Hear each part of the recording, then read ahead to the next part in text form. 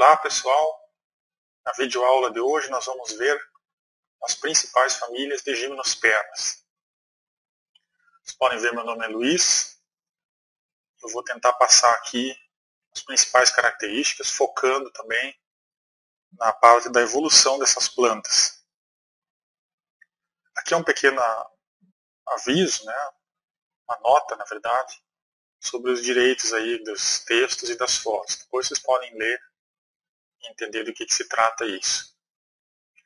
A maioria das vezes eu procurei colocar os direitos no próprio texto aqui, mas nem sempre isso é possível devido à grande quantidade de fotos. Então tem essa leitura aí para vocês se familiarizarem com o método aqui. Aqui há uma das fontes que eu utilizei só para ilustrar para vocês. E a gente já entra logo no assunto aqui, que é as gimnospermas. Gimnospermas são plantas cuja principal característica é a presença de uma semente que não é completamente envolta por um fruto. Nas angiospermas, por exemplo, uma uva, acontece o seguinte, tem a semente envolta pela uva, então é uma baga, tecnicamente chamando esse fruto é uma baga. Nas gimnospermas, nunca a partezinha carnosa do fruto, em algumas famílias de gimnospermas até tem isso, como o podocarpáceo, nunca vai acontecer dessa partezinha carnosa cobrir completamente a semente. E nos estróbilos secos de gimnospermas a mesma coisa acontece. Diferentemente do que acontece com um legume, por exemplo, que é um fruto seco de angiosperma, onde a capinha do legume, imagine uma vagem de ervilha, ela cobre completamente as ervilhas, elas ficam dentro da vagem. Então, a principal característica evolutiva das gimnospermas é que elas não são protetoras de sementes, elas não protegem as sementes como as angiospermas. É uma palavra originada do grego, como eu coloquei ali em grego mesmo, e o significado é esse: sementes nuas. Muito bem, essas plantas se originaram há 300 milhões de anos, num período chamado Carbonífero, e foram as primeiras plantas também que foram polinizadas por insetos. Isso é curioso porque nas angiospermas é quase que uma regra a polinização por insetos e dispersão de sementes por animais, Enquanto que nas gimnospermas a polinização se dá muito pelo vento e também com a presença de água, e a dispersão de sementes é muito característica do vento também. Com exceção de alguns grupos aí, por exemplo, Araucariaceae, a dispersão de sementes é feita por animais. Mas as regras são essas. O grupo das gimnospermas, ele teria originado as angiospermas. Então se diz que as angiospermas são aninhadas num clado grande das gimnospermas. Clado é um grupo. Okay? Aqui à direita há uma foto mostrando uma gimnosperma típica. Depois a gente vai entrar nos detalhes. E aqui é uma ilustração mostrando a mosca polinizadora dos primeiros casos aí de polinização por animais no reino vegetal. Outras teorias existem sobre a origem das angiospermas. Imagina-se que as angiospermas tenham se originado de gimnospermas da ordem Cicadalis, como essa aqui que eu estou mostrando. São as falsas palmeiras, ok? Então essa poderia ser uma das formas pelas quais as angiospermas se originaram, através dessas gimnospermas que parecem palmeiras, mas não são. Depois a gente vai ver as características. E elas teriam dado origem às angiospermas. Esse é um assunto bastante controverso que eu vou comentar mais depois nas aulas sobre as angiospermas. As gimnospermas com as cículas semelhantes a pteridófitas, mas com sementes envoltas parcialmente por fruto, também poderiam ser o elo perdido para as angiospermas. Então, existem teorias até que falam que as angiospermas poderiam ter se originado de uma linhagem quase que direta com as pteridófitas, que são as samambaias. Isso é controverso, mas existem trabalhos como o de Crane aí falando sobre isso, que as angiospermas poderiam ter se originado de um dobramento, né? Os frutos das angiospermas, as flores das angiospermas poderiam ter se originado de um dobramento das samambaias, da folha da samambaia. E aqui estão os passos que poderiam ter originado a flor. Lá em angiospermas a gente vai ver algumas flores que se assemelham muito. Elas estão praticamente envoltas pela folha. Então a folha teria sido a origem da flor. Aqui é mais uma ilustração dessas plantas bastante primitivas. E o ciclo de vida aqui das pteridófitas, para mostrar, a gente logo vai mostrar o ciclo de vida das gimnospermas, como funciona a reprodução dessas plantas, a evolução da reprodução das gimnospermas em função da água. Então, sempre existe, ainda nesses grupos mais primitivos de plantas, a importância da água para que ocorra a polinização. A plantinha adulta que eu estou circulando aqui com a setinha branca, ela é chamada de esporofito. E ela vai ser 2N, ser diploide. Ela vai produzir esporos na parte de baixo da folha, aqui. E esses esporos, eles vão cair no solo, na presença de água, e vão germinar. No momento que eles germinam, eles vão originar o que se chama de gametófito. Esse gametófito é uma planta muito miniaturizada, na forma de coração, e ela contém os dois sexos aqui, ela é hermafrodita, então ela tem o arqueogônio, que é onde está os óvulos, e o anterídeo, que é onde está uma espécie de anterozoide que está aqui, que é uma espécie de espermatozoide mesmo, quase como nós, que é a parte masculina que vai levar a carga genética até o óvulo. Então lá no interior da floresta, numa área bastante úmida e bem reta ao solo, essas estruturas que são minúsculas, algumas nem são vistas a olho nu, elas vão ser umedecidas, o anterozoide vai nadar na água e vai chegar até o óvulo, quase como na fecundação humana. E aí vai originar novamente as plantas que vão se tornar novamente samambaias adultas depois. Então essa fase aqui, depois da germinação, da fecundação, né, ela é 2N, essa plantinha aqui. Essa plantinha aqui, em forma de coração, é N. E assim se forma o ciclo das pteridófitas. O ciclo das gimnospermas não é tão diferente disso. A gente vai ver logo a seguir. A principal diferença é que as plantas são bem maiores, né? Bom, características das gimnospermas. São plantas geralmente lenhosas, a maioria das gimnospermas é árvore, algumas são arbustos, e muito raramente existem parasitas de raízes, que a gente vai ver lá no final. A principal característica está aqui, é a presença desse estróbilo feminino, que se chama de pinha, ou o pinhão na araucária, que é um pouco mais arredondado do que esse aqui. Outra característica, são plantas que possuem folhas modificadas, que mais se parecem finos espinhos, longos espinhos, espinhos lanceolados em forma de ponta de lança, e pequenas escamas, como em cupressaceae. Esses espinhos, fascículas, eles têm formatos bastante diversos. Algumas são bem flexíveis, como a do pinus, que a gente vai ver, que o significado evolutivo é justamente para a neve cair, já que essas plantas vieram de regiões bastante frias, a neve cai e não fica acumulada nos galhos e não quebra o galho da árvore.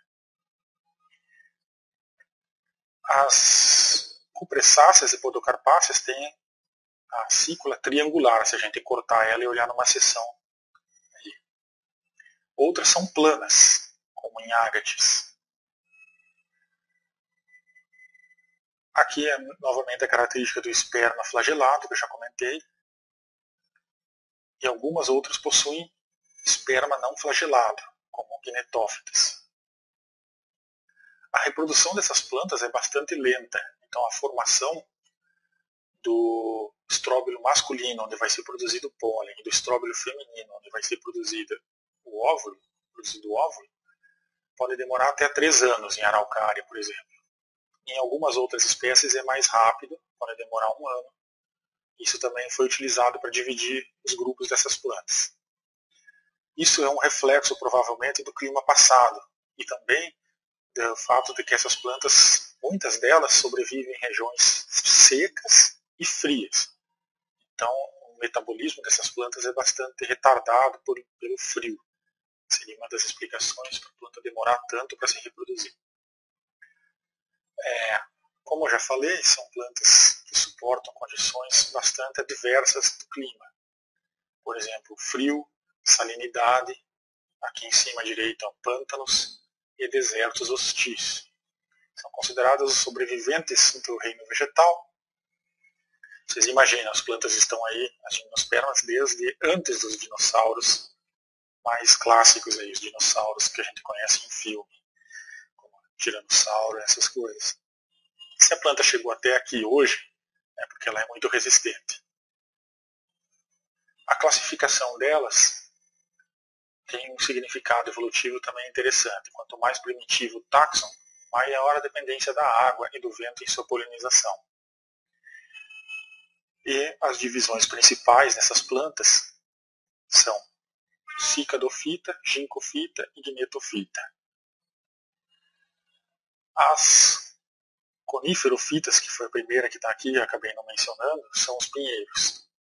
Cícadas são as falsas palmeiras. Ginkgo é um fóssil vegetal vivo que só tem uma espécie, um gênero, uma família, uma ordem, por aí vai. É um final de linhagem que sobreviveu aí.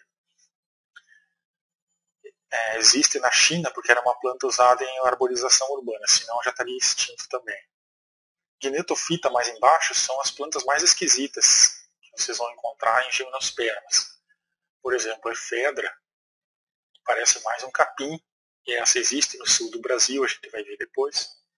Gnetum parece mais uma angiosperma, parece mais uma canela, um parente do abacate aí, do que uma gimnosperma. E Welwitschia é a planta talvez mais esquisita que pode existir. É uma gimnosperma que tem só 2 acículas, como se fosse um pé de milho cravado no chão, só que não tem a altura do pé de milho, só tem as 2 primeiras folhas, depois a gente vai ver, que na verdade são acículas, e essas acículas elas têm 4 a 5 metros de comprimento, vivem até 500 anos, e ela produz estróbilos no meio dessas 2 acículas. E é uma planta, vou deixar a curiosidade aqui para vocês, só falando dela, depois eu mostro as imagens. É uma planta que sobrevive em desertos, na Namíbia, onde é muito seco.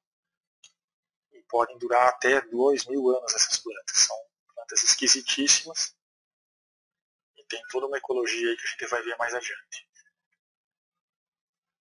A classificação mais recente das gimnospermas é a que eu coloquei aqui. Depois vocês podem procurar por esse autor e ler. Aqui à direita, para ilustrar, eu coloquei todas as etapas reprodutivas de um podocarpus. Lá em cima a gente pode ver os estróbilos masculinos, bem pequenos, as acículas lineares, parecem até mais uma folha de angiosperma, e aqui uma figura importante, o fruto, na verdade, que não é um fruto que envolve completamente a semente, por isso ela é gimnosperma ainda. Aqui está a semente em verde, aqui é um arilo, na verdade, que não consegue envolver totalmente a semente. Isso caracteriza a gimnosperma. Então, a gente pode até se enganar com isso, achando que pode ser uma canela, ou pode ser, mas é uma gimnosperma, por causa da estrutura masculina, que antes a gente vai ver que tem estróbilos, claramente, e não se deixar levar pela estrutura feminina aqui. Ok? Agora vem uma figura mostrando toda a classificação, como está atualmente, mostrando as subclasses, as ordens, as famílias e até mesmo os gêneros. A gente vai começar hoje aqui com pinales, vai falar de pinos, que é cedro, que são plantas extremamente importantes no hemisfério norte, na ecologia das florestas, e aqui no Brasil também pinos em termos de produção de madeiras de forma mais sustentável do que a retirada da madeira na floresta. Ordem Araucariales também tem representantes aqui no Brasil, importante, Araucária. Podocarpácea igualmente. Vocês percebem que existem bastante gimnosperma que ocorrem no Brasil. Então é uma lenda achar que isso são plantas que são alheias à nossa realidade. Inclusive na Amazônia a gente vai ver que existem algumas gimnospermas. Cupressales é a ordem das plantas de maior tamanho no mundo, né, as sequoias. Essas não ocorrem aqui no Brasil. Aqui começa a ocorrer no Brasil novamente, ó, Cicadales. A família Zamiaceae possui representantes na Amazônia. Aqui eu já falei, a planta fóssil vivo, né? Guinetum também existe no Brasil. Tá? Essa aqui existiu na América Latina, depois foi extinta na Patagônia. E aqui a gente chega em Guinetum, que é as plantas que ainda existem na Amazônia brasileira, bastante raras e pouco estudadas aqui essas plantas. E novamente a gente vai chegar a uma outra gimnosperma, que é Ephedrus. Ephedráleas, Ephedrácea e Ephedra. Existe também no Rio Grande do Sul. Então vocês podem ver aí, de todas as gimnospermas que a gente viu, várias ordens importantes, famílias, ocorrem no Brasil. Tá? Então você pode estar pensando, nossa, uma aula sobre gimnospermas, o que eu devo interessar em gimnospermas? Isso não tem aqui no Brasil. Tem sim. Vamos começar com os coníferas, a ordem Pinales. Podem ver aí os detalhes. Eu vou falar coisas que não estão tanto nos slides, pois é uma forma da gente avançar em conteúdo e você ter o conteúdo visual, e eu também comento algumas coisas do conteúdo visual, mas eu procuro falar outras coisas além do que está no slide para vocês terem o mais denso conteúdo possível. Então vocês podem depois olhar algumas coisas que eu não vou comentar no slide, elas estão ali, como número de espécies, eu não vou entrar muito nesses detalhes. Fica ali para vocês ir olhando enquanto eu falo. Então essa família é uma família bastante importante, devido a ter espécies aí com interesse madeireiro e também na produção de resinas, perfumes e várias outras coisas. A principal característica dos pinos é cones não esféricos. O próprio pinheiro ele tem a forma da árvore, e a forma do cone é a forma da árvore também. Então, já a araucária, ela tem uma forma de árvore bastante característica, que é uma taça e um cone redondo. Tá? Então, é diferente. O cone redondo até fica engraçado, mas na verdade é um estróbilo feminino redondo. Então, são diferenças entre essas ordens. As acículas são as mais típicas das gimnospermas, aquelas acículas fininhas, não tão espinhentas como as da araucária, pontudinhas. E a evolução delas eu já expliquei, que é muito para evitar o peso da neve. Né? São de ampla ocorrência, ampla variação e a dispersão pelo vento. Há alguns detalhes aqui sobre o que já separou os gêneros no passado. Né? Anatomia.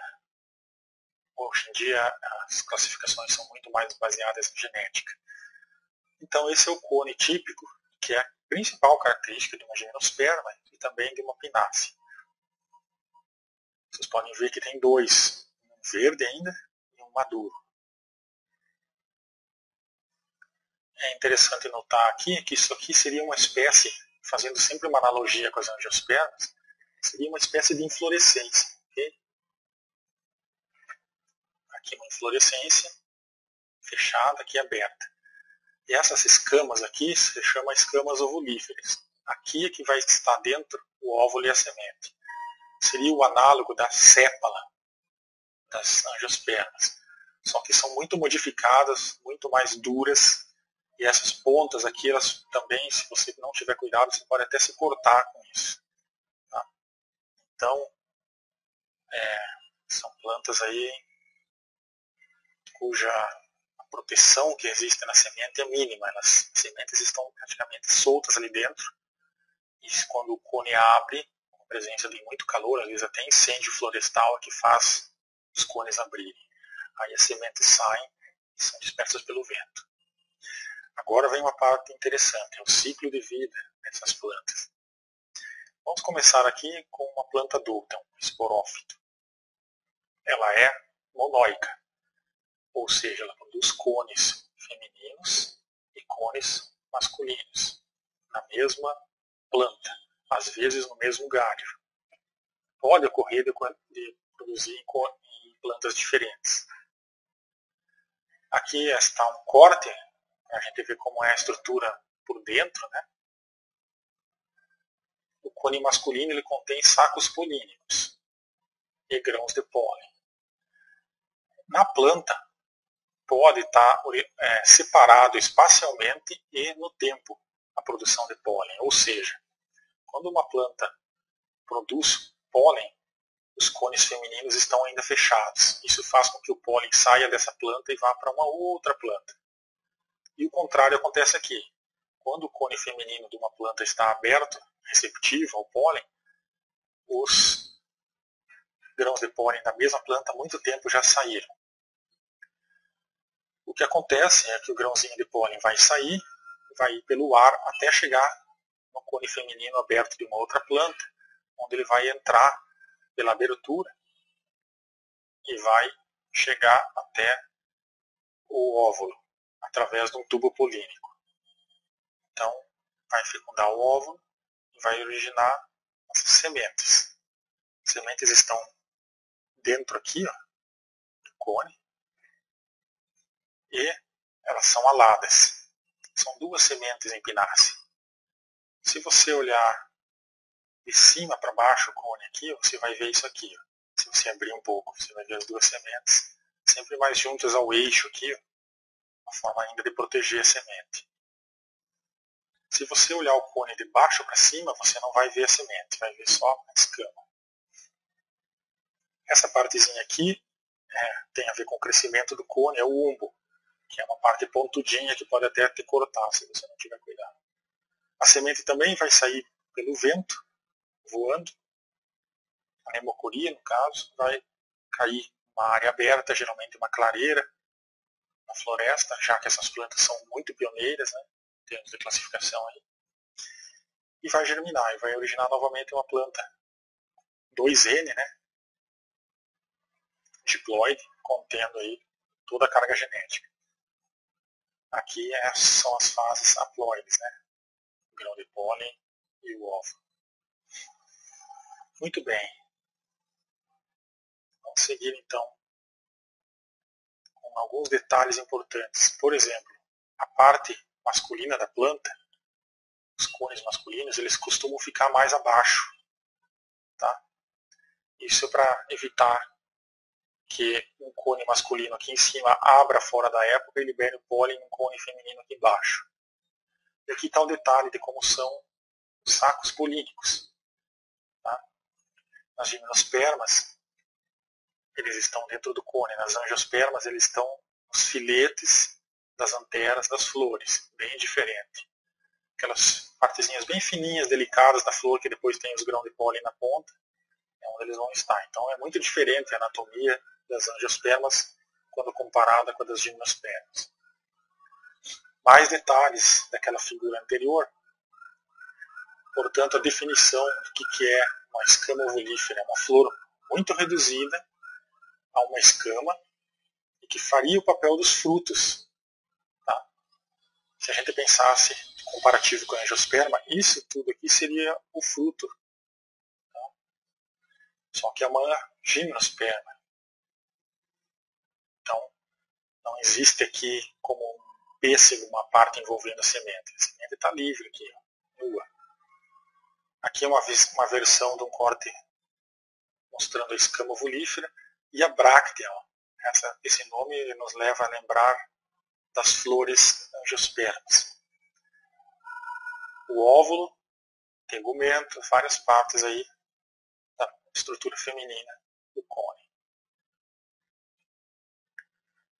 Então, é uma cícula bastante modificada que contém 2 óvulos que depois vai originar as sementes.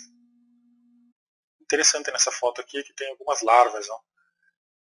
Talvez elas vão predar as sementes de alguma forma aí. Na parte feminina,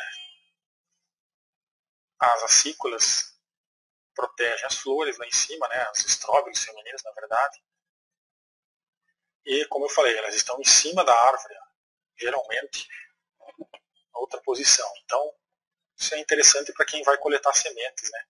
Quero produzir sementes, onde eu procuro sementes? Se você for aqui embaixo na árvore, que é o que a gente geralmente faz, para não ter que se esforçar muito, é pegar só cone masculino. Os cones femininos talvez estejam lá em cima. E aqui está o detalhe de como eles são, um detalhezinho de uma escama ovulífera contendo ali os 2 óvulos, ó, nas setinhas pretas.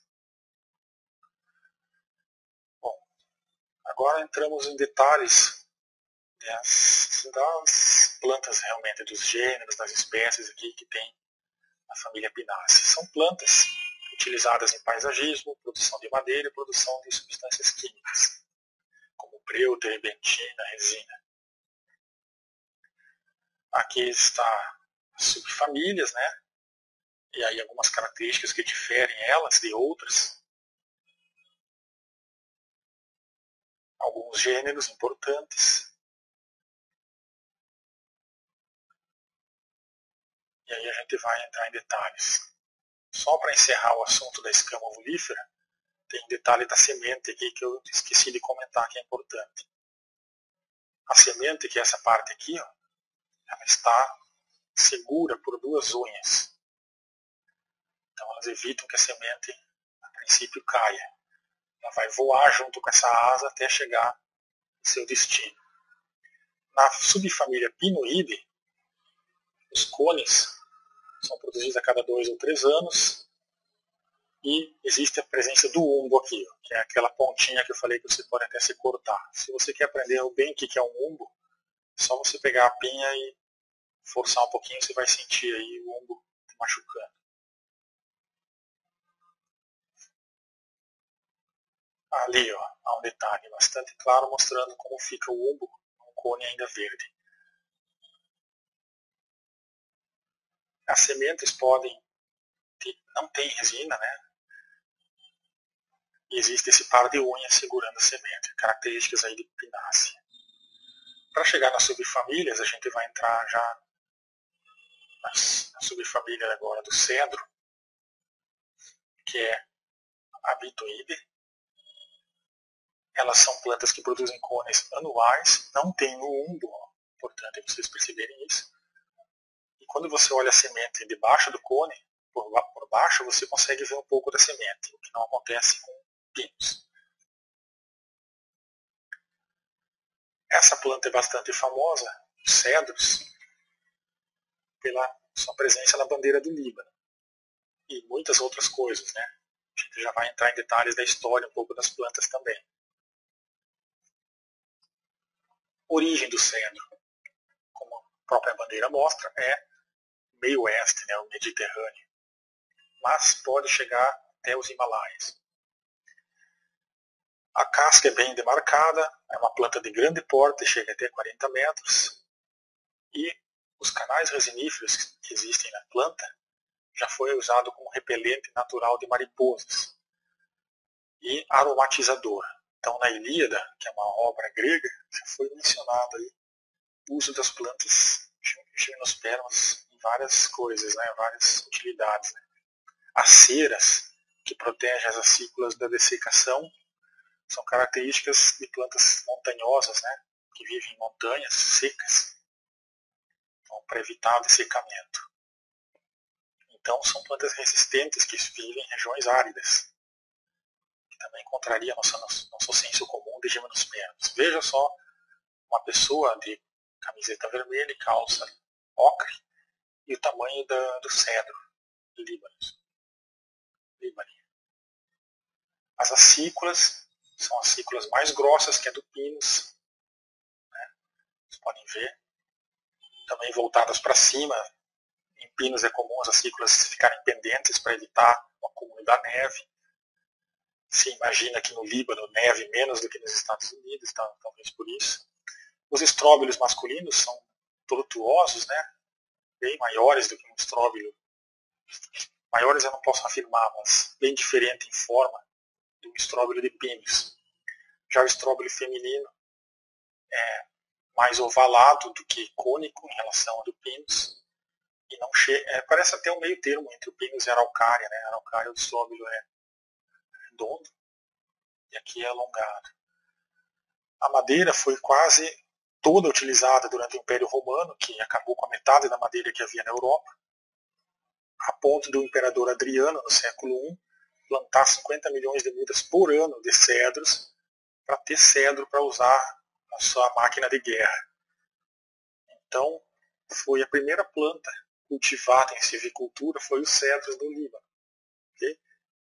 Já para ter uma madeira de boa qualidade. E outra característica dessas madeiras é que elas têm muita resina. Então, isso já foi utilizado até em mumificação, contra a lepra, vários usos na história antiga. Uma planta muito vinculada à história antiga da humanidade. Mas o mais interessante é que no momento que a madeira tem muita resina, o que acontece? É uma madeira à prova d'água, embora seja inflamável. Então foi utilizada aí muito nas frotas de navio para evitar a entrada de água. Por outro lado, se é uma madeira inflamável, você imagina, né, durante uma guerra, o perigo. Né? Bom, vamos continuar. Outros gêneros, Cataia, Larix, são menos conhecidos. Larix é muito importante, pois é uma dos gêneros de gimnospermas com mais ampla ocorrência em termos de área. São plantas decíduas, ou seja, perdem as acículas, a diferença aí também dos pinos. E o interessante é que os maiores países do mundo, né, Rússia, Canadá, Estados Unidos, China, estão amplamente cobertas em número de plantas por essas plantas. Então essas plantas são as plantas que têm maior número de indivíduos, né, nas florestas. Quiteléria, vocês podem ir pensando aí nas acículas que a gente mostrou, dos cedros, e também nas descrições que eu falei das acículas do pinus, e vendo as diferenças entre as acículas, né? Até mesmo entre os cones. Ó, por exemplo, aqui o cone é mais ocre, as escamas são maiores, mais espaçadas, enquanto que aqui os cones são roxos, acinzentados. Então, a cor dos cones pode ser uma forma de separar os gêneros aqui. Okay? Óleos essenciais são muito produzidos por essas plantas. E aqui a história que eu falei. Ó. Se a acícula for muito larga, ela vai acumular a neve. Ó. E aí vai quebrar o galho e a planta sem os galhos com cones reprodutivos vai acabar por algum motivo sendo extinta essa espécie. Então a evolução fez com que as acículas em lugares onde há muita neve se tornem fininhas para a neve não acumular e não quebrar os galhos com os cones ainda verdes e a planta em longo prazo, milhares de anos acontecendo isso, se extinta. Então é uma boa forma de explicar como funciona a evolução também das plantas. Né? Muito bem, a gente chegou a uma descrição rápida aí de pinos, de cedros, que são as plantas principais aí da ordem pinares, é uma ordem de grande importância econômica, pela madeira, pelas resinas. Não tem plantas aqui no Brasil nativas e são plantas muito resistentes em termos de também, áreas degradadas. Se a gente for parar para ver, plantios aí visando recuperar áreas degradadas, pinos é uma das poucas espécies que consegue sobreviver a isso. Terrenos praticamente pura pedra ou areia, elas conseguem sobreviver. Existe um temor de que essas plantas se tornem invasoras. Então, os plantios visando recuperar áreas degradadas, eles plantam pinos. Quando o pinus vai produzir os primeiros cones, eles anelam o pinus, ou seja, tiram toda a casca ao redor da planta para ele simplesmente recuperar aquela área um pouco e deixar o espaço para vir as outras plantas. Tem esse temor de que pinos, se você deixar ele começar a produzir os cones, ele vai invadir as florestas. Então uma forma de evitar isso é como eu falei. Ok, agora vamos entrar numa ordem importante para o Brasil, devido à sua importância histórica na colonização do Rio Grande do Sul, Paraná, Santa Catarina, até mesmo São Paulo e Minas Gerais.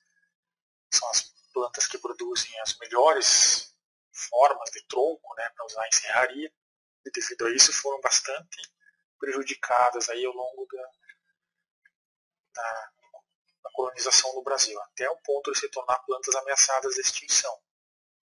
Então, estou falando da ordem Araucariales, família Araucariácea. Também é uma planta importante para entender o clima no passado. São plantas que, quando o clima era mais seco e mais frio, elas apresentavam uma dispersão maior no Brasil. Agora que o clima esquentou e ficou mais úmido, sobraram menos áreas com araucária. Então ela você coletar pólen de araucária e procurar ver onde está o pólen nos locais é um indicativo para se conhecer como as florestas respondem à mudança no clima. A gente vai falar mais disso também em Podocarpaceae. São plantas que se extinguiram no hemisfério norte junto com os dinossauros, vejam só. A origem delas é na Antártida. A gente precisa pensar que quando essas plantas cobriram o planeta em maior amplitude, o planeta ele possuía um único continente. Depois os continentes se separaram e essas plantas em alguns lugares foram extintas. Então a origem é na Antártida. A Antártida era diferente do que é hoje. Também estava numa posição diferente no globo. E essas plantas se originaram da Antártida e depois se irradiaram ao longo do planeta. Algumas características estão aqui, né?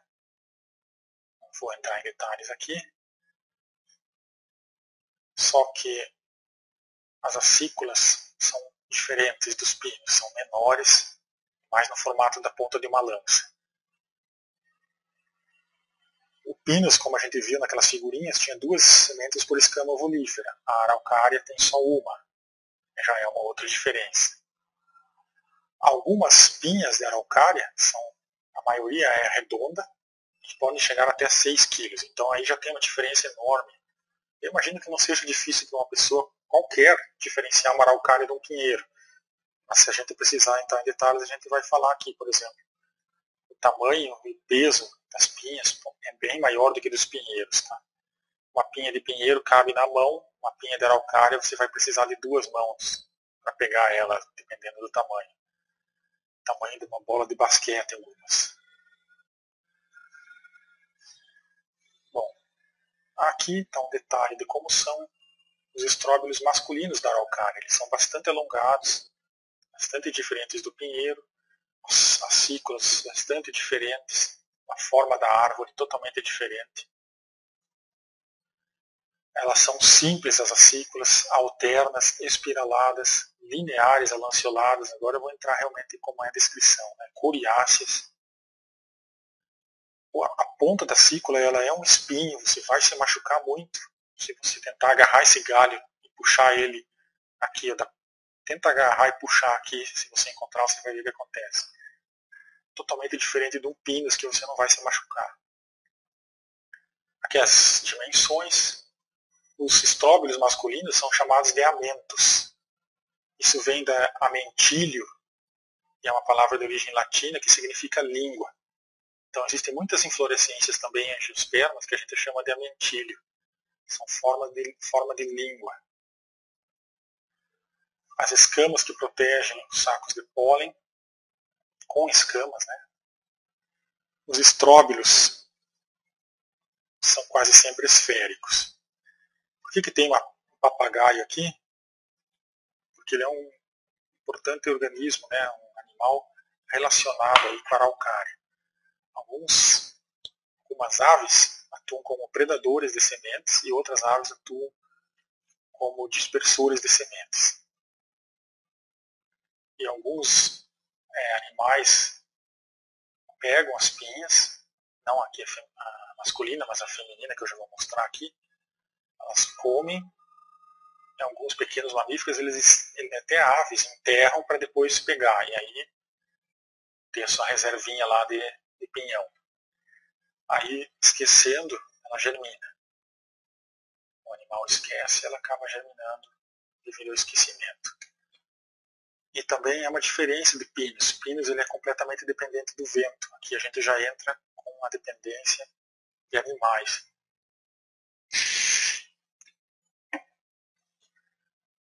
Muito bem, essa é a pinha da araucária. Vocês podem perceber a diferença enorme de um estróbilo feminino, de um pinheiro para uma araucária. Estrutura globular, tamanho, uma única semente, né, por escama ovulífera.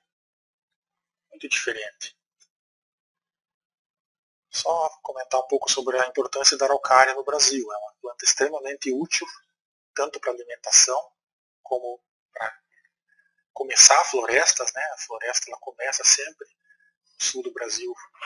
Ela é uma planta que ela alcança o campo aberto, coloniza o campo aberto e a floresta cresce depois embaixo da araucária. Então, é uma planta também muito utilizada pela sua excelente forma do tronco para serraria.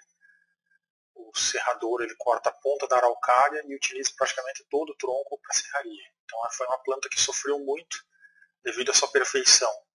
E hoje em dia, os trabalhos de genética até pensam em pegar a araucária e fazer transgênico, né? Pegar o gene que torna o tronco da araucária tão reto, transformar, usar esse gene numa outra planta para produzir madeira reta. Boas toras.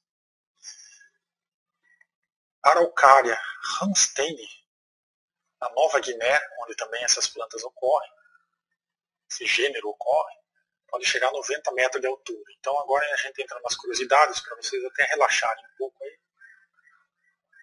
Vejam o tamanho que as árvores podem chegar. Então a importância econômica é óbvia, e a importância ecológica e de preservação também. A araucária heterofila, ela existe aqui no Brasil, essa aqui, ó, como ornamental. Várias praças aí vocês vão encontrar ela. Só que ela é bem. As cículas são muito menores do que a araucária angustifólia. A araucária angustifólia, as cículas devem ter 5 a 10 centímetros. E aqui é questão de 1 centímetro. Agates, também um gênero da família Araucariaceae.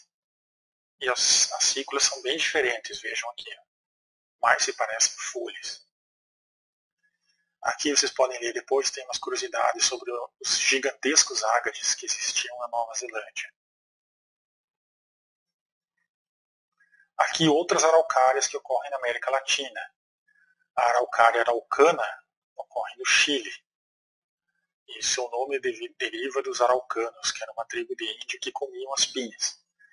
É interessante a gente notar que a araucária está intimamente ligada à antropologia no Brasil. Ou seja, supõe-se que as tribos indígenas no sul do Brasil dispersavam sementes de araucária. Então é uma coisa a se considerar aí. A gente às vezes pensa em estudar uma floresta, chega na floresta e começa a fazer uma série de inferências sobre fatores abióticos, clima, quando na verdade o ser humano já estava influindo na distribuição espacial das plantas há muito tempo. Então pensem aí, vocês que trabalham com ecologia, quando vocês forem explicar a distribuição de uma espécie, tem outras coisas envolvidas além de clima, viu?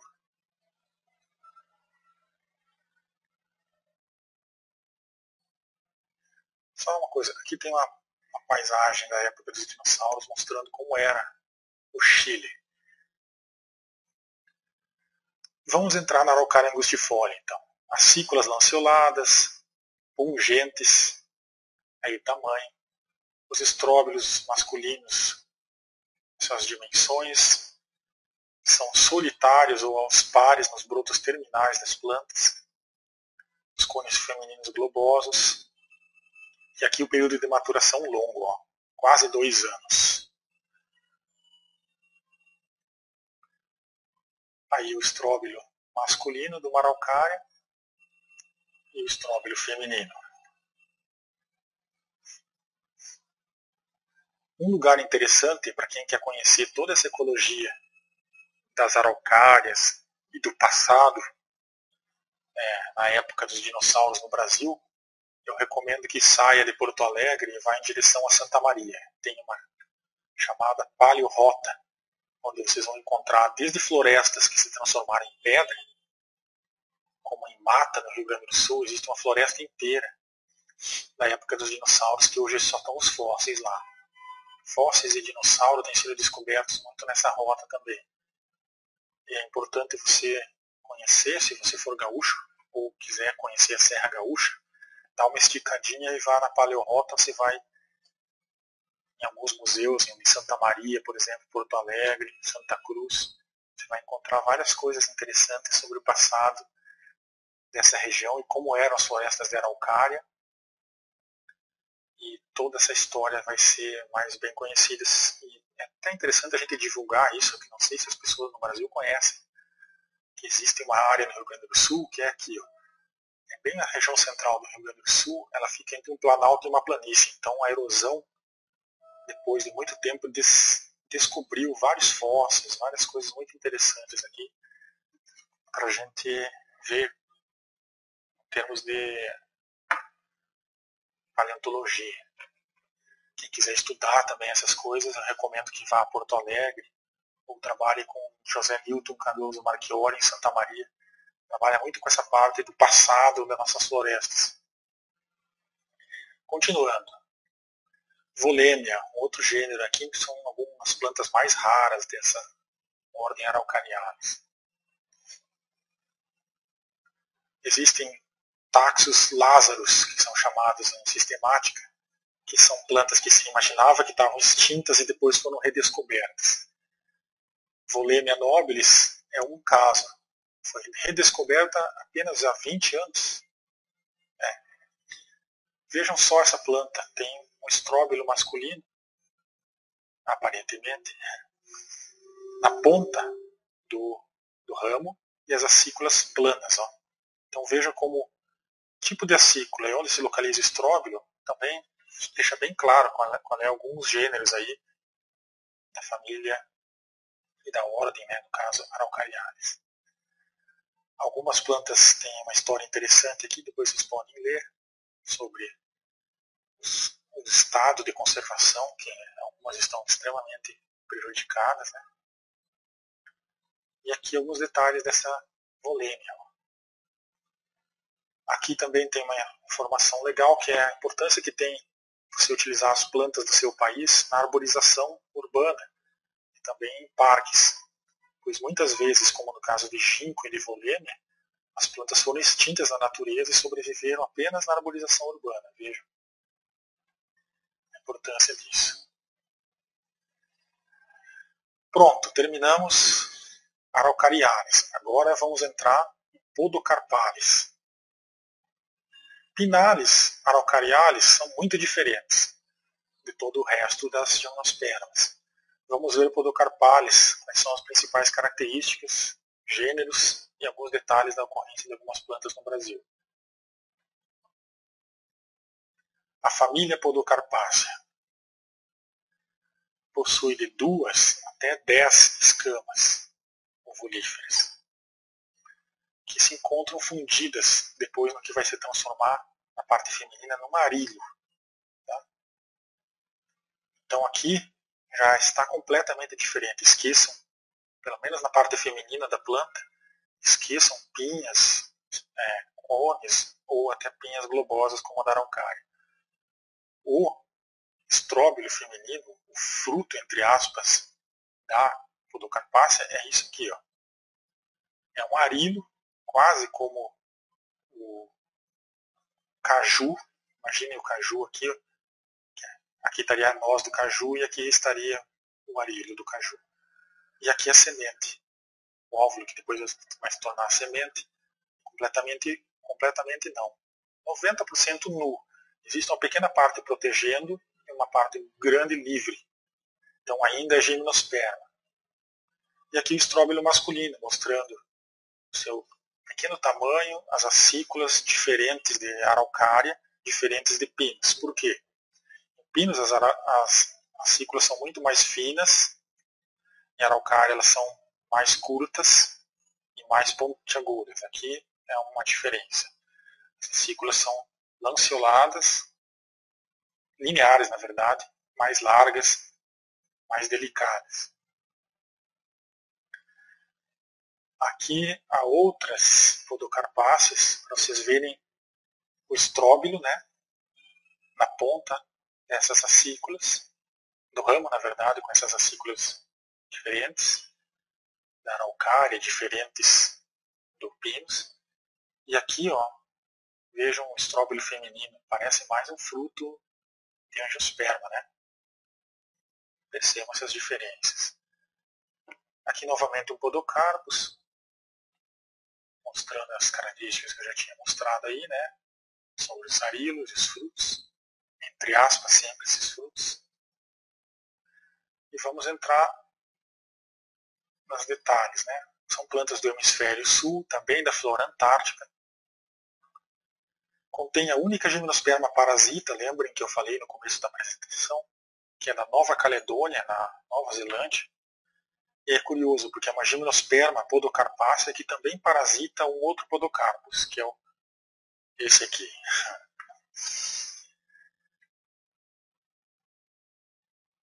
Vejam uma foto do podocarpus macrofilho e os seus arilos vermelhos e as sementes aqui.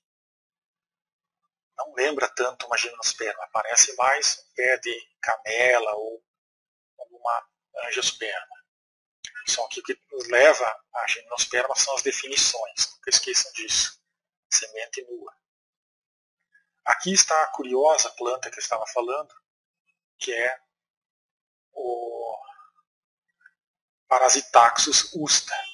Ele é um parasita de raiz, ou seja, a semente dessa planta ela cai no solo, quimicamente ela procura uma raiz do podocarpus, ela consegue penetrar no sistema de produção de seiva do podocarpus, vai roubar completamente a seiva, ela não vai ter nem sua própria produção de fotossíntese e ela vai em um dado momento emergir do solo, produzir os estróbilos masculinos e femininos, cumprir seu ciclo de vida de uma forma completamente parasita, né? Não tem nenhuma função de obter seu próprio nutriente. É um grande ladrão aí do reino vegetal e a única gimnosperma que faz isso. Então é uma curiosidade legal aí que eu tive a sorte de achar para mostrar para vocês. Vejam só no momento que ela sai do solo e produz um ramo, várias pinhas aí. Estranho, né? Vejam isso. Mais detalhes aí, ó. Para você ver ao vivo, você vai ter que ir às montanhas da Nova Zelândia. Esse aqui deve ser o estróbilo feminino, com a semente nua, característica de gimnosperma. Aqui está a imagem que eu queria chegar. Ó. As pequenas plantas que estão ligadas à raiz do hospedeiro, saindo no momento que elas vão produzir os estróbilos femininos e masculinos. Esse é o único momento que ela vai sair debaixo da terra. Então essas plantas, imaginem essa situação, foram descobertas muito recentemente, porque elas vivem escondidas abaixo da terra. Vocês só percebem que existe uma planta no momento que ela vai frutificar.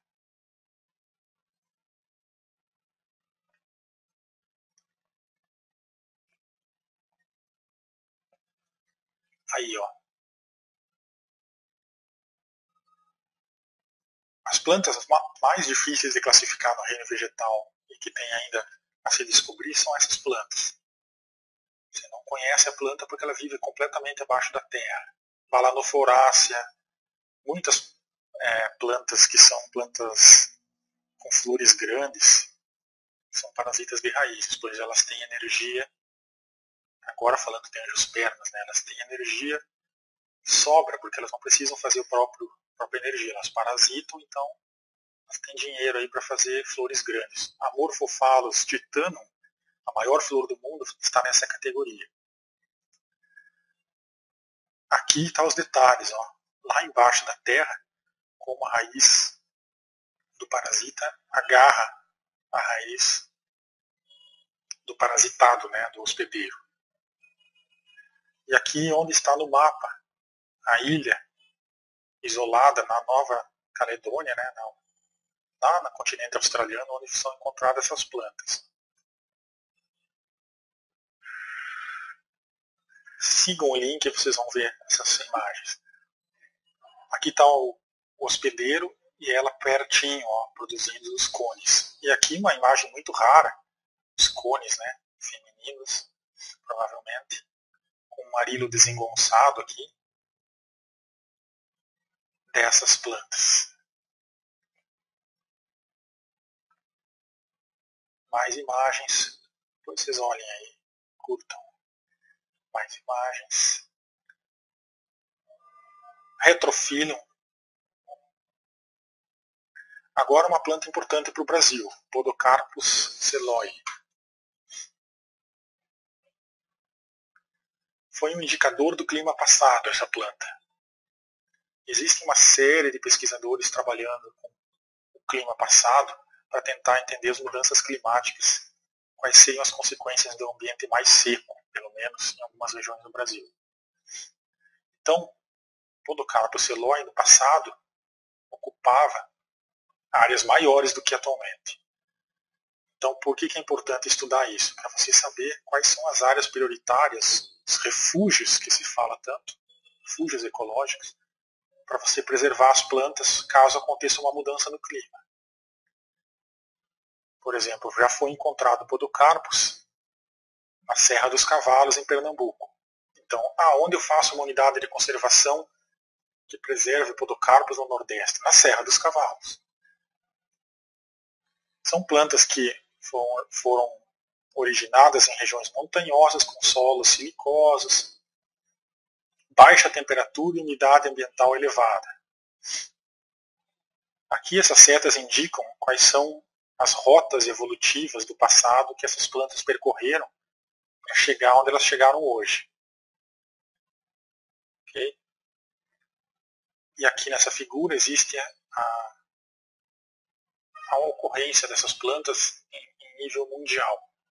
Então existe uma grande concentração na Austrália e sul da Ásia, uma concentração na América. Nos outros continentes não existe Podocarpus seloi. Podocarpus de um modo geral.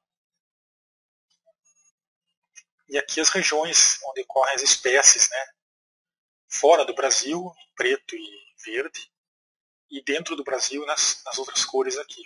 Vocês podem ver que Podocarpus ele está vinculado a regiões montanhosas aqui e áreas atualmente ainda frias, né? E agora atualmente úmidas.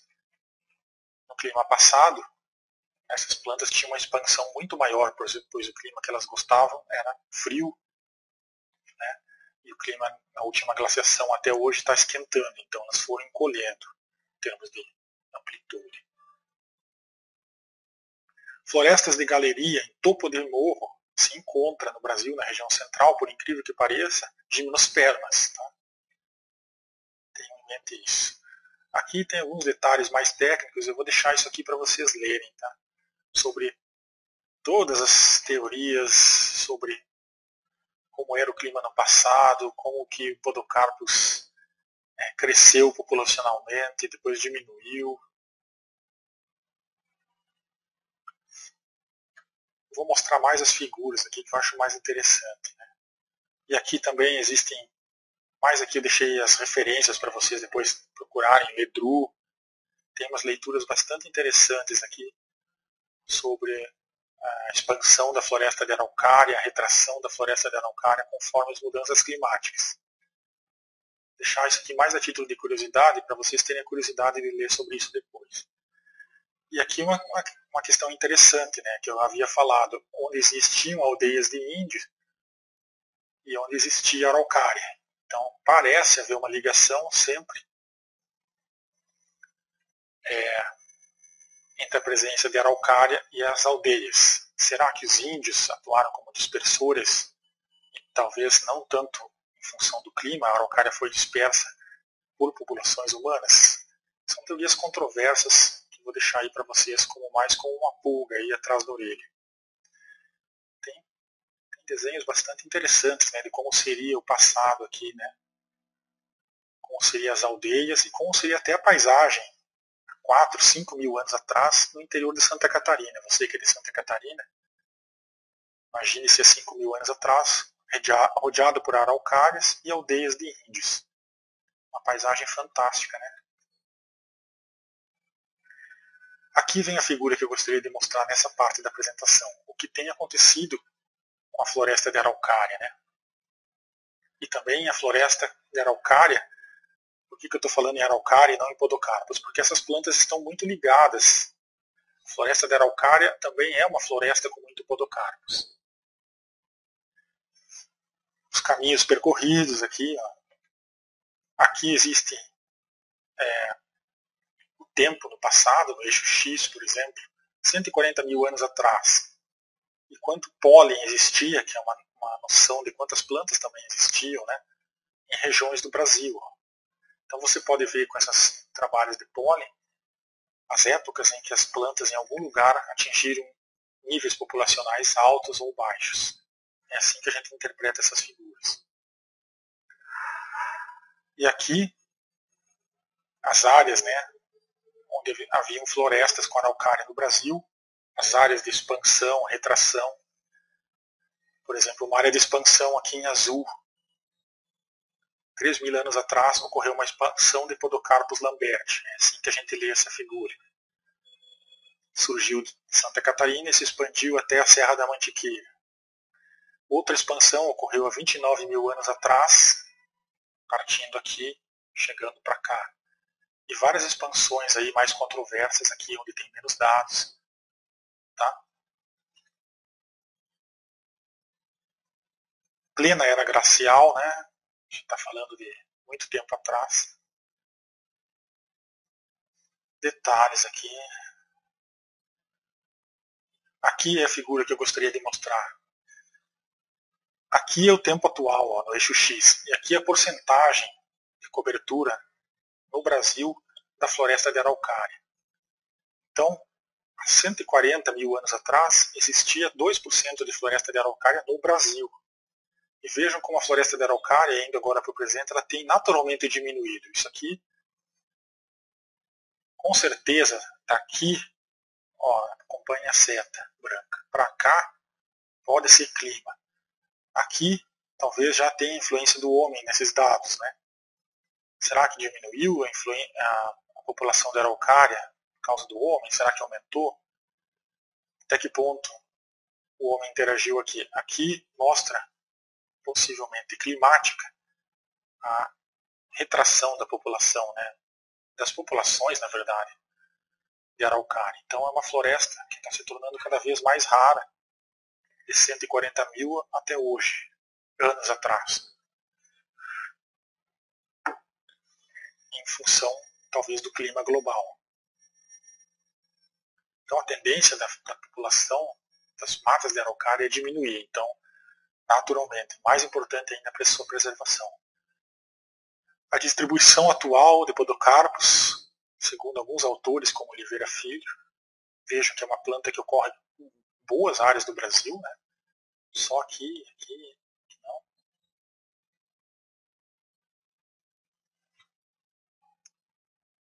E aqui um pouco da ecologia de podocarpus.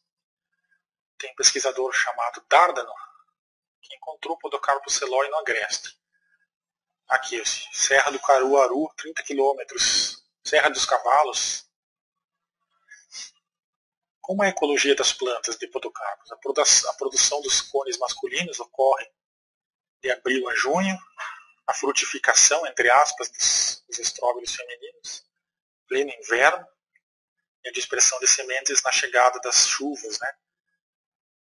Nas regiões mais secas e no verão, nas regiões mais frias.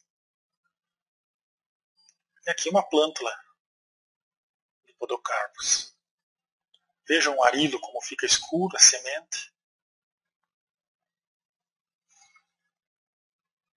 Aqui tem dados sobre qual é a teor de umidade nas sementes, mais para aplicação em silvicultura, se vocês tiverem interesse aí. características aí, ó.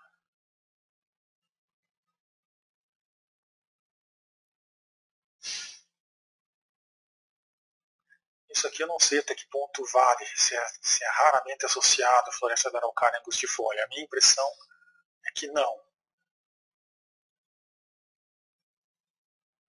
Florestas anãs existem no alto das montanhas, Paraná, Santa Catarina, umas florestas que pelo frio e a quantidade de muita pedra também ali, elas ficam florestas bem reduzidas. Tem bastante podocarpos nessas florestas. Aqui ecologia, né? Como é que ele ocorre no espaço? Ocorre em agregados, arreboleiras. Quanto à luz, o que ele prefere? Quem que dispersa sementes? Até a água. Ó. Só que é uma planta aqui, ó, a reprodução assexuada é mais comum.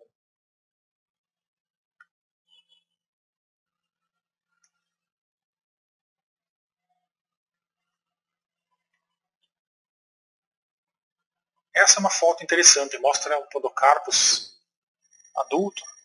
Ele tem uma configuração de distribuição dos ramos ao redor do tronco bastante peculiar. Vocês podem, talvez, com bastante prática, com binóculo para verificar lá se tem as acículas e espinhas, chegar num podocarpus no meio da mata, nessa disposição aqui. Algumas angiospermas também têm essa disposição espiralada dos ramos, como Clusia. Clusia? Acho que Clusia. Fica fácil de entender aí, com o jeitão da árvore que a gente chama, como chegar em podocarpus. Alguns podocarpos já foram encontrados até próximo a manguezal. Veja só como, à medida que você aprofunda a sua leitura, a sua revisão sobre o que acontece com as plantas, eu já preparei algumas palestras sobre podocarpos, eu aprofundei bastante podocarpos, por isso que eu cheguei aqui e mostrei agora.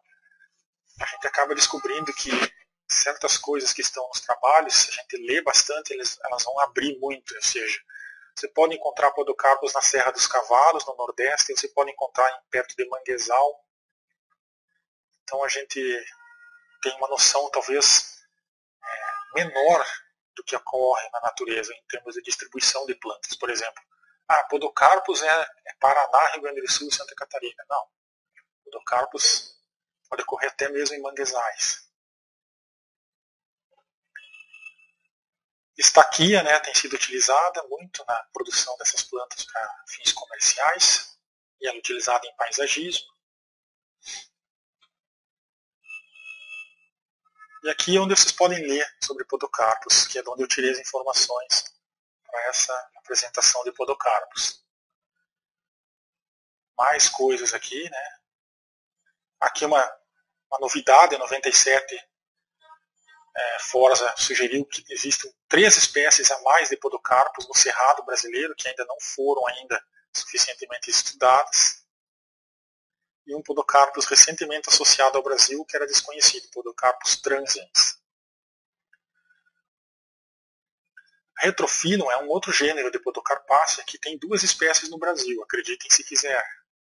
Retrophyllum pirese, rospigliose, em Rondônia. Então, onde estão as novidades em termos de sistemática e novas espécies no Brasil? É na Amazônia, principalmente.